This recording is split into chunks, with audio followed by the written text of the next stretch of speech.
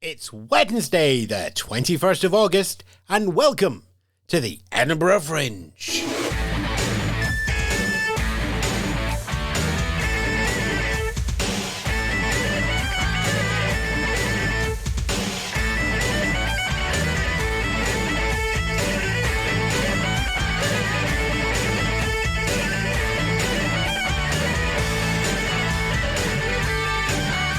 Yes, good afternoon, good morning, good evening, wherever you are, whenever you are listening, however you're listening to the show. Welcome to the final Wednesday of the... Oh no, hold on, I did that script yesterday, didn't I?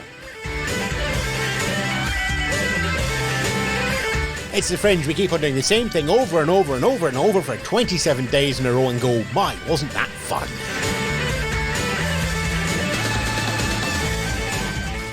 With some days off if you're me. And Saturdays as well. Well, not Saturdays. We have a radio omnibus on Saturday. You just don't hear that on the podcast. Oh, there's much going on. Pull that down. Let's have the microphone in. Let's not have the music drown me out too much longer. Thanks very much to Nadefire out of Texas and Austin, as always, for the theme music. And yes, we are getting close to the end of the Fringe. Although it's relative in terms of close. I mean, a lot of shows still have 7 performance nights to run through. So there is still a lot of Fringe to go. So this is just a little reminder out there to keep looking. Yeah, there are more reviews. There's more momentum out there for shows. There's more people getting their appearances on the television. But there are many, many, many more.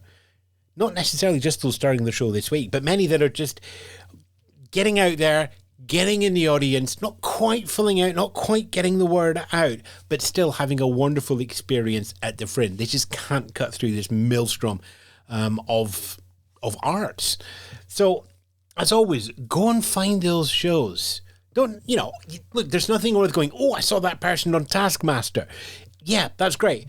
And there are shows out there that shout about themselves very, very loudly, that have other people shout about them very, very loudly, that get what few column inches are left in the mainstream press for the Fringe on their side.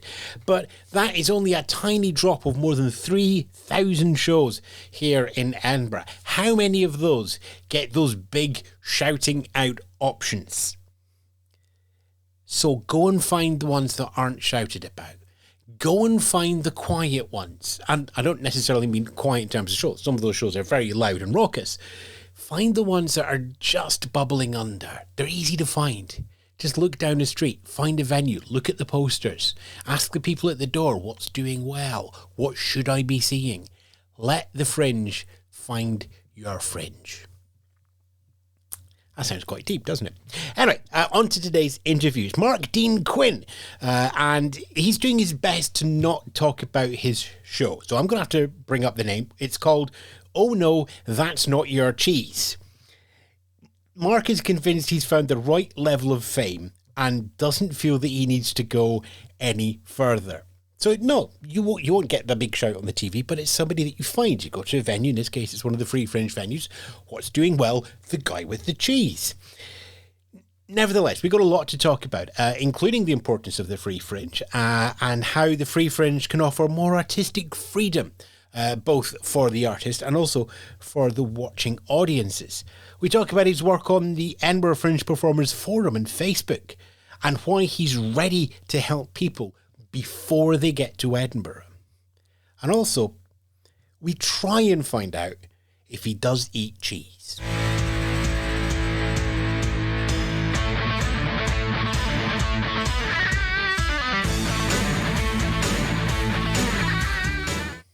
Dean Quinn joins me now and joins us on the Edinburgh Fringe Show. Welcome to the show, Mark. Thank you. And I understand that this is a very, very rare occurrence for you. Yeah, I don't do much publicity. You messaged me in a moment of weakness and said, would you like to do it? And I was like, yeah. I like to be found. I like to be off the radar and have people stumble in and not know who I am. I've got exactly the level of fame I want. For example, I think it was 4 nights ago now. It was after my show, and I was outside of my show. I'd cleaned up, so it's about 4 a.m, That's when I finish. And I was outside my show, and 2 girls came over to me and said, have you seen the cheese show? I do the cheese show. And I was like, no, I haven't seen it. Well, because you haven't. Because I haven't. I don't. I'm a bit of a narcissist, but not enough to perform in front of a mirror during every show. And then they were like, I hear it's really good. And I was like, I hear it's just a guy eating cheese. Which is kind of true. It's not that simple, but and they were like, well, we can't ever get in. It's too full. I was like, if you get there early, you'll get in. And the show itself, you've kind of mentioned there, it's the cheese show. It doesn't have an official title. Oh no, that's not your cheese. The first hour of the show, the audience earned the right to watch me eat cheese. It's not an easy ride. At the second hour of the show, sometimes I eat cheese. Let's see what day it is. I don't always eat cheese. There are some people who believe the whole cheese thing is a lie. Genuinely, that's why I like staying off the radar. There were so many rumours going around about me that I find really fun. I read about the most inaccurate description of what I do in The Guardian. Under Buzz, Brian Logan shared, like, what's the buzz at the Fringe? He didn't know who I was, but he's like, this person, amazing shows. And then I bumped into a reviewer who, with haunted eyes, told me of a show where a man eats 3 wheels of cheese. I do not. That would be insane. 3 wheels of cheese for numerous hours until 2 a.m. I start at 2 a.m. So there was not one accurate detail in it. And I was like, that's perfect. That's exactly what I like. You're on the Free Fringe. There are a whole bundle of levels of commercialism at the Fringe. The Free Fringe it's in the title. Why do you think it's such an important movement at the Fringe? I think the reason the Free Fringe is good, it's everyone talks about the inequality at the Fringe, like the not being able to afford to come here. Well, if you think about my run, just for example, and I'm not affluent, I haven't got like rich parents or anything like that, which is a bit of luck, because if they were still funding me at 45, it'd be a problem. But it's a lot of cheese to buy. It's a lot of cheese to buy. The costs, the overheads are only really the accommodation. That's the accommodation, and if I've got money, I can then donate to the Free Fringe at the end, because I do ask for collection at the end of the show. Wildly varying bucket from night to night, but it gives me the chance to perform. I'm one of the people who couldn't afford to perform on the I shouldn't be on the paid Fringe, not with what I do, because people come, they see it, they decide if it's what they want. I think that the expectations are different going to watch a man eat cheese if you've paid £17.50 a ticket. Whereas I think if you're going in for free, and I have been given £20 by one person at the end. That's the best thing I've ever seen. I'm like, maybe you should see more. But still, I'm still very grateful. The response has been incredible. I mean, my room holds 60. And I think the most people I play to is 180 on one night.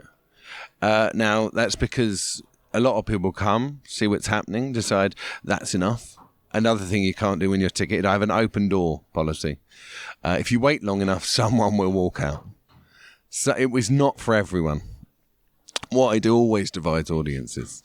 And it should, because I'm not commercial. I do things my own way, and some people love it. And other people, they do not. They do not love it. What do you get from it? Why do you do it? I've written about this in a piece. I don't really enjoy laughter, so I don't get a buzz. I don't normally get a buzz off of gigs. But when someone giggles, and I have a really high hit rate of giggles, like painful, they can't stop laughing giggles.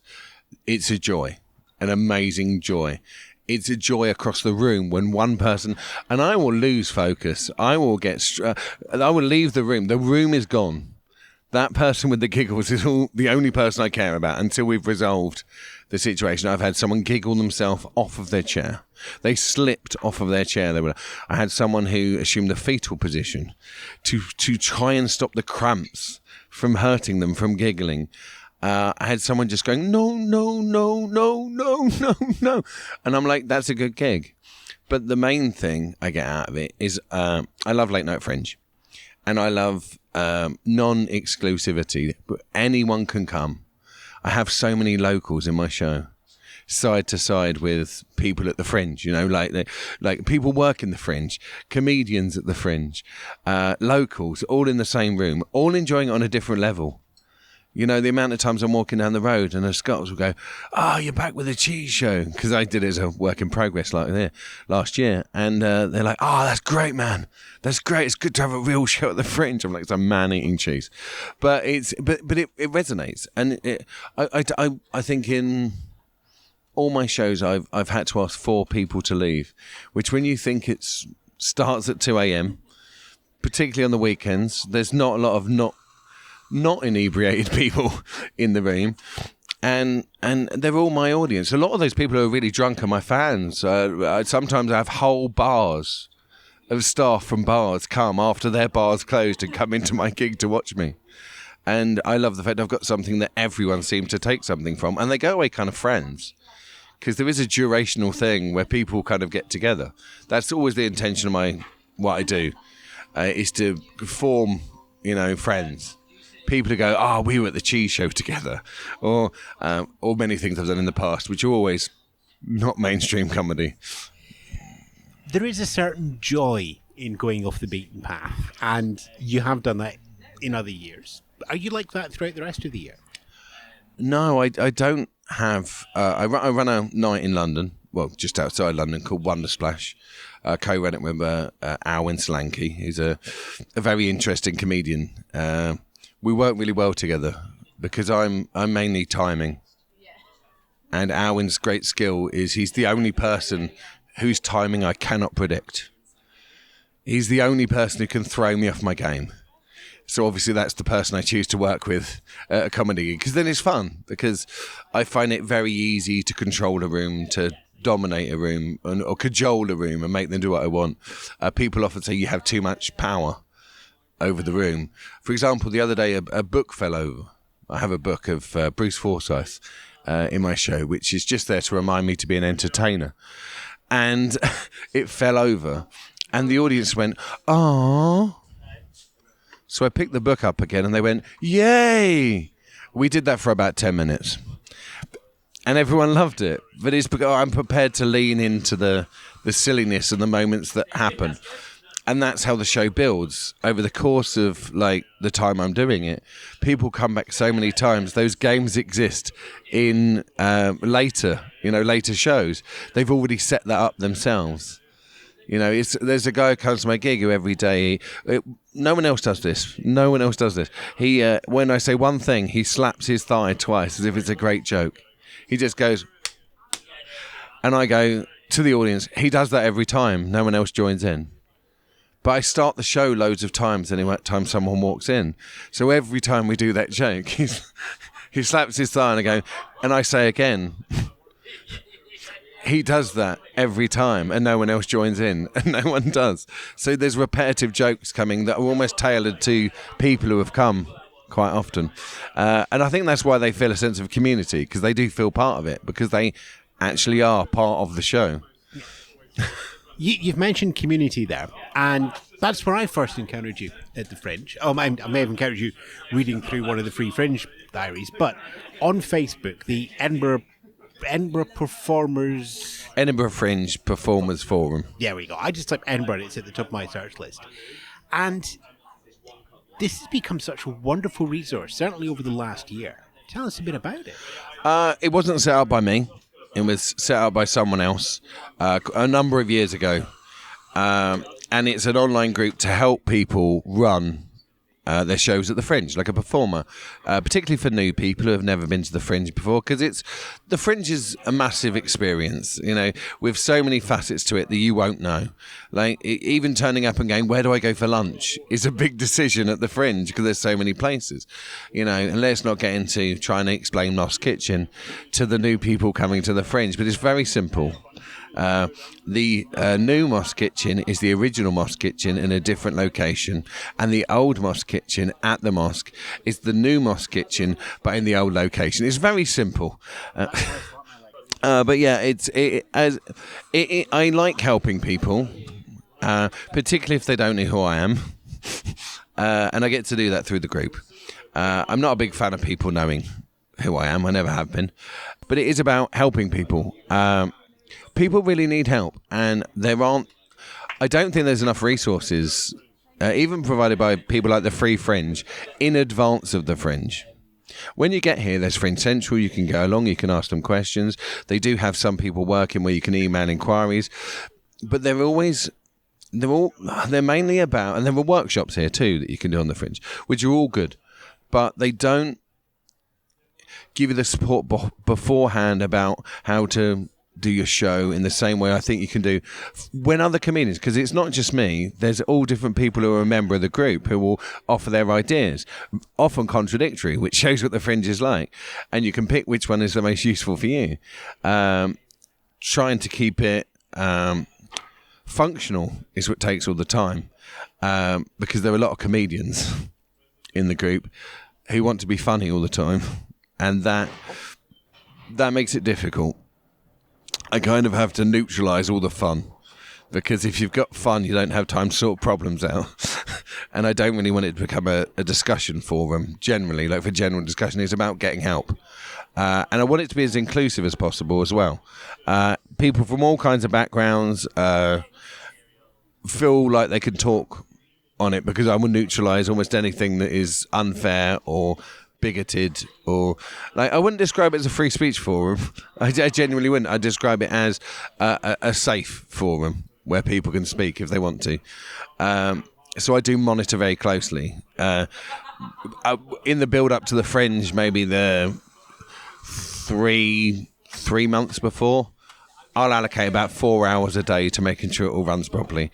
It's very intensive.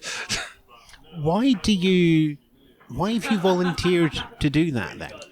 Because it's almost a self-appointed role.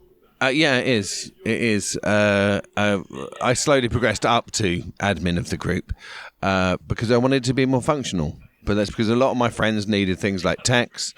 So I wanted to form where people could find text. They could, at least have a route to go to. Where do I go to find a flyer? What's the group I go to for a flyer? How do I promote my show? You're not allowed to promote your show in the group, but there'll be a direct you can promote your show here. There are so many. Even if everything is going really, really well at the Fringe, it's challenging for a lot of people. Even if everything is even the people who are pointing at their board every day to point at the sold out, it's challenging for them. And I do think this year the footfall looks lower. You don't know the stats. It looks lower at certain times of the day because the footfall changes how it. We're like afternoons are still very busy and things like that. But I think a lot of people are commuting in and out to the Fringe. People ask if this is normal. Is the Fringe like this every year? The Fringe always changes, but. People can talk about it. How is the foot? How are you finding it? What have your audiences been? Things change every year. There's roadworks in different positions. People walk around town differently. That's how. I used to do a lot of flyering, so I still out of habit. I walk around the town the first day to see where people are walking. If anyone wants to know, people are being funneled down Blair Street, not Nidri Street this year. That's because the bridge is cut off on the other half. You can't walk down one side of the bridge. If anyone asks me, I'll know those kind of bits of information. Where do I go to relax with friends if I'm sober? I'll say, well, this is a good place. This is a good coffee shop. people who are in the north, up in like the Newington area, don't know that you can go down to Leith and there's a whole abundance of really nice coffee shops all down the water. They don't. So I'm there to answer anyone's questions, really. I just like helping, but I don't like being known. Well, see, this is the point where I would normally go, well, you better tell us when your show is on. And now I'm not sure. Do you want me to ask you that? Well, not necessarily. I mean, I'm already very busy, like over capacity. Like I'm turning it at the start of my show. I'm turning away up to 50, 60 people some days. So I'm not concerned about people knowing about it. What I would say, rather than come to my show, help other people out at the Fringe if you can. I would rather you help other people at the Fringe than come to my show, because people struggle at the Fringe. It's flyers get harassed. It happens at the Fringe. So be there to support people, and that's what I'd rather you do than come to my show. I'd rather you help people, help your friends, make friend groups. Because people, like I was chatting to someone the other day, he was like, it's really lonely being at the Fringe. And it obviously was for them, but that's not my experiences. I always look to form communities, friends, and we help each other out. Like, we're very supportive of each other's shows. We recommend each other's shows and things like that. And that's what, when they talk about Fringe spirit, that's what they mean. That's what makes it worth coming back each year. There's nothing more inspiring than being around a bunch of people trying their absolute best to be the best they can be for a month. And what I'd say is people worry about talking about their shows. And this is going to sound ironic because I'm refusing to talk about my show. No one brings a show they're not proud of. Everyone's proud of their show. No one brings a show that they haven't worked hard on. You can't. The Fringe is too big an investment. And yet we still worry about telling people about our shows. I don't see any reason to not tell people about our shows, because you're giving them the opportunity to see something you're really proud of. Mark, thanks for your time. Thanks a lot.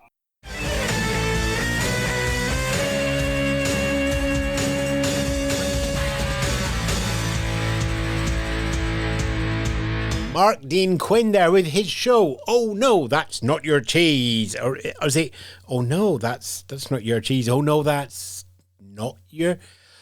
I get the feeling this show title is the comedic equivalent of To Be or Not To Be. Where does the emphasis go? Banshee Labyrinth, 1:50am, right through until the 25th. That's where you go, and you will find out, I am sure, the correct bit of emphasis to put onto there.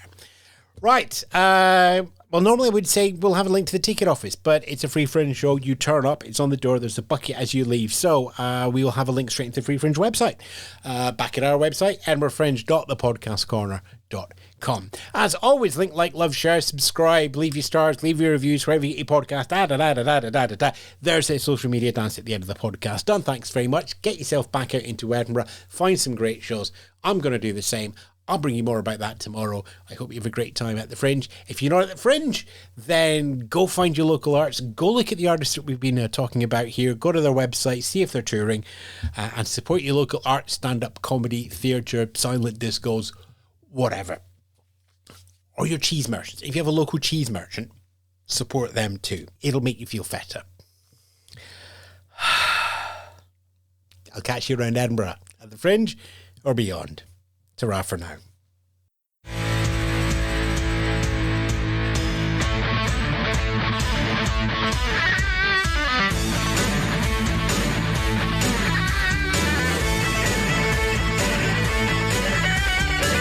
You've been listening to the Edinburgh Fringe Show, hosted by Ewan Spence, produced by Spence Media and Radio 6 International. Listen to more at edinburghfringe.thepodcastcorner.com.